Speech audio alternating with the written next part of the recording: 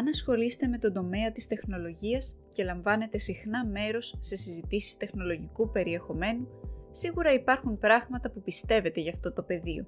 Είναι γεγονός ότι κυκλοφορούν πολλές ψεύτικες ειδήσεις γύρω από την τεχνολογία και κάθε νέα γενιά προϊόντων και υπηρεσιών τεχνολογίας γεννά ακόμα περισσότερες ψευδείς πεποιθήσεις. Πολλές από αυτές είναι πολύ εύκολο να καταρριφθούν, αλλά υπάρχουν και μερικές που μπορεί να σας κάνουν να εκπλαγείτε από το γεγονός ότι τελικά δεν ισχύουν. Είναι πιθανό να ανησυχείτε για κάτι που δεν είναι καν αλήθεια ή που ίσως ίσχυε παλαιότερα αλλά όχι πια, καθώς νέες ανακαλύψεις και ενημερώσεις επιδιορθώνουν διάφορα προβλήματα. Στο βίντεο που ακολουθεί, παραθέτουμε μερικούς τεχνολογικούς μύθους που πολλοί από εμάς πιστεύαμε και ίσως συνεχίζουμε να πιστεύουμε μέχρι σήμερα. Νούμερο 1. Οι υπολογιστές Mac δεν μπορούν να κολλήσουν ιούς. Ένας από τους πιο διαδεδομένους μύθους που κυκλοφορούν σχετικά με τη δημοφιλή εταιρεία τεχνολογίας Apple είναι ότι οι υπολογιστές της είναι απόλυτα ασφαλείς από κυβερνοεπιθέσεις. Η Apple συχνά καφιέται ότι τα προϊόντα της είναι από τα πιο ασφαλή, καθώς η δημιουργία τους βασίζεται κυρίως στην ασφάλεια. Ωστόσο, έπειτα από μια επίθεση που εγκατέστησε Trojan σε χιλιάδες υπολογιστές Mac το 2012 και αρκετές που ακολούθησαν, η εταιρεία αναγκάστηκε να μετριάσει τους ενθουσιώδεις σχολιασμούς της. Όσοι χρήστες διαθέτουν συσκευές Mac έχουν μεν λιγότερες πιθανότητες να επηρεαστούν από κακόβουλο λογισμικό, ωστόσο σε καμία περίπτωση δεν είναι απόλυτα ασφαλής. Ακόμα και η Apple μπορεί να αφήσει κενά ασφαλείας στις συσκευές της, με αποτέλεσμα κακόβουλοι χρήστες να τα εκμεταλλευτούν. Νούμερο 2. Η incognito περιήγηση είναι πραγματικά ανώνυμη. Υπάρχει μια εσφαλμένη αντίληψη ότι το incognito ή το private είναι συνώνυμα με το ανώνυμο. Εάν χρησιμοποιείτε τη λειτουργία ανώνυμης περιήγησης στο Google Chrome ή την ιδιωτική περιήγηση στο Safari, σημαίνει απλώς ότι το πρόγραμμα περιήγησης δεν θα παρακολουθεί το ιστορικό σας, δεν θα εισάγει τους σελιδοδείκτες σας ή δεν θα συνδέεται αυτόματα σε κανέναν από τους λογαριασμούς σας. Βασικά είναι χρήσιμο για να εμποδίζετε άλλα άτομα που χρησιμοποιούν τον υπολογιστή σας να βλέπουν τι κάνετε. Ωστόσο, δεν θα κρατήσει την ταυτότητά σας κρυφή από τους ιστότοπους που επισκέπτεστε ή από τον ISP σας, οπότε να το έχετε υπόψη σας εάν επισκέπτεστε ιστότοπους που δεν θα έπρεπε. Η καλύτερη λύση είναι να μεταβείτε σε ένα πρόγραμμα περιήγησης που εστιάζει στην ασφάλεια, όπως το Brave, ή να χρησιμοποιήσετε το Tor browser. Νούμερο 3.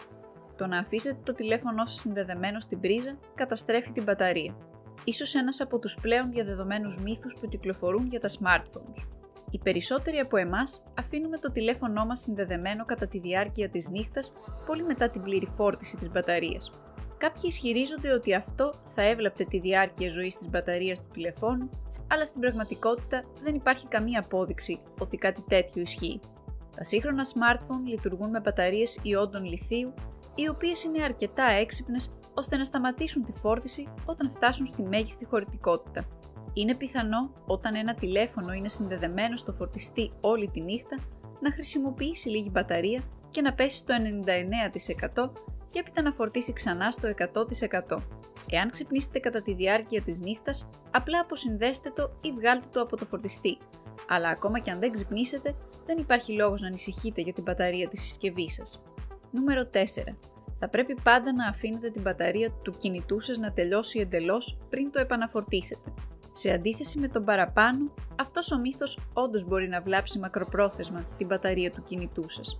Όταν το εσωτερικό μιας μπαταρίας, όπως αυτή του smartphone σας, είναι συνεχώς αποφορτισμένη, τα υλικά της αρχίζουν να διατηρούν λιγότερη ισχύ με την πάροδο του χρόνου.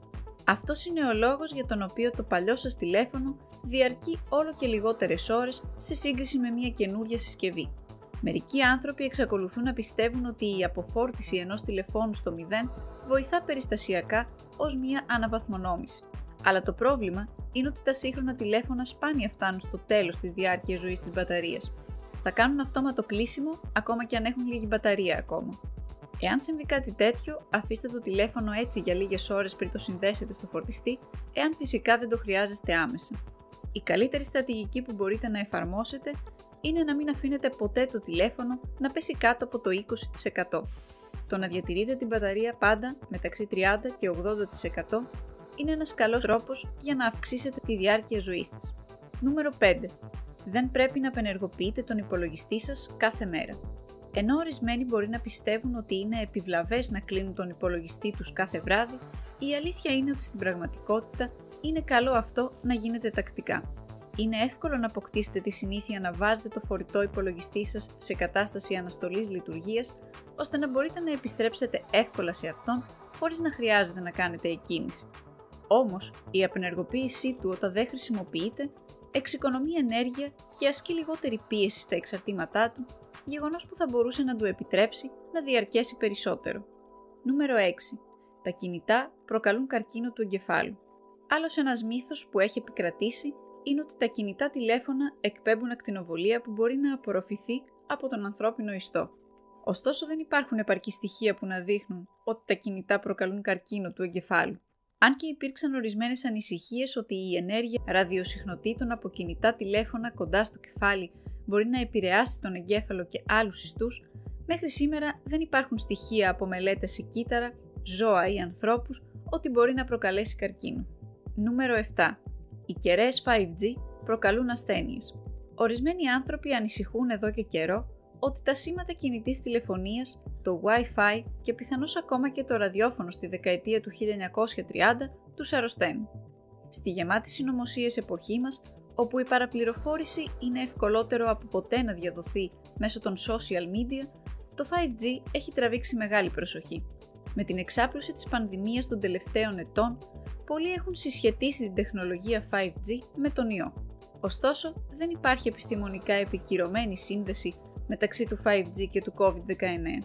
Ο μόνος τρόπος με τον οποίο το 5G θα μπορούσε να επηρεάσει την υγεία μας είναι στην πραγματικότητα η συντριβή ενός αεροπλάνου λόγω των συστημάτων που διαθέτουν τα πιο παλιά αεροπλάνα. Ωστόσο και αυτό το εμπόδιο ξεπεράστηκε μετά από έλεγχο και με τις κατάλληλες ενέργειες από τους παρόχους 5G. Νούμερο 8. Οι απλοί χρήστες δεν στοχεύονται από κυβερνοεγκληματίες. Πολλές φορές σκεφτόμαστε γιατί να προσπαθήσει κάποιος να μας χακάρει εάν δεν έχουμε τίποτα να κρύψουμε, όμως ξεχνάμε ότι οι ιδιωτικές προσωπικές πληροφορίες είναι ένα είδος των δεδομένων που χρησιμοποιούνται στην κλοπή ταυτότητας. Εάν κάνετε οποιοδήποτε είδος εργασίας σε κυβερνητικούς ιστότοπους, ο αριθμός κοινωνικής ασφάλισής σας μπορεί να χρησιμοποιηθεί ή να αποθηκευτεί εκεί. Ο αριθμός της πιστωτικής σας κάρτας συνδέεται με κάθε διαδικτυακή αγορά που πραγματοποιείτε. Μπορεί να φαίνεται ασφαλές, αλλά αυτού του είδους τα προσωπικά δεδομένα γίνονται δημόσια συνεχώς λόγω μαζικών και συχνών παραβιάσεων δεδομένων. Και μπορεί όντως να είστε απλοί χρήστες, αλλά αυτό δεν σημαίνει ότι ο PPI σας δεν θα βρεθεί, δεν θα πωληθεί και δεν θα μεταπωληθεί σε κακόβουλους παράγοντες. Ένα πράγμα που μπορείτε να κάνετε είναι να βεβαιωθείτε ότι έχετε διαφορετικό κωδικό πρόσβασης για κάθε ιστότοπο και υπηρεσία που χρησιμοποιείτε στο διαδίκτυο. Μπορεί να είναι δύσκολο να τους θυμάστε όλους, αλλά αν πέσετε θύμα παραβίασης, τότε οι εισβολείς θα μπορούσαν να έχουν πρόσβαση σε κάθε λογαριασμό στον οποίο χρησιμοποιείτε αυτό το μοναδικό κωδικό πρόσβασης. Από τα παραπάνω γίνεται αντιληπτό ότι πολλά από αυτά που έχουν επικρατήσει κατά καιρούς σαν απόψεις δεν ισχύουν πάντα ή δεν ισχύουν πια. Είναι λοιπόν σημαντικό να κάνουμε μια πιο εμπεριστατωμένη έρευνα και να μην πιστεύουμε απλά ό,τι ακούμε.